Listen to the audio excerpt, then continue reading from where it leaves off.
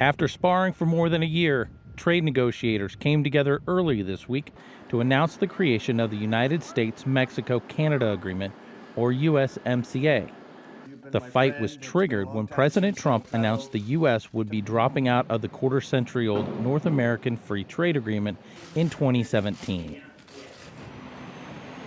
Almost 2 months ago, the U.S. reached an agreement with Mexico, which pressured Canada into returning to the negotiating table. A failure to reach a deal by last weekend would have resulted in a bilateral trade agreement between the U.S. and Mexico. The move would have left Canada to endure steep tariffs on their automotive industry, threatening up to 60,000 jobs.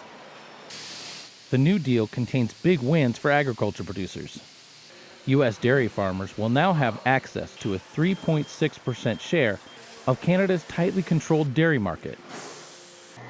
The level is higher than the one negotiated in the Trans-Pacific Partnership, a deal also abandoned by President Trump. Canadian negotiators have further agreed to scrap a controversial pricing structure which U.S. dairy producers claim artificially deflated prices for some of their products. Cheesemakers were soured by the new agreement.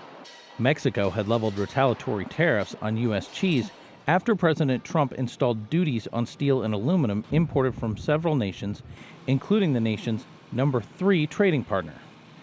Cheese producers were hoping the tariffs would be repealed in the new agreement. However, those duties remain in place. Officials with automotive producers in both Canada and the U.S. were pleased with the deal. Several new rules will help reduce tariffs in cross-border vehicle production. In the trilateral deal is a requirement that up to 45% of all cars manufactured in the 3 countries be assembled by people earning at least $16 an hour. Also included is a provision mandating that 75% of a vehicle be manufactured within the U.S., Canada, or Mexico to qualify for duty-free status. The earlier agreement was set at 62.5%.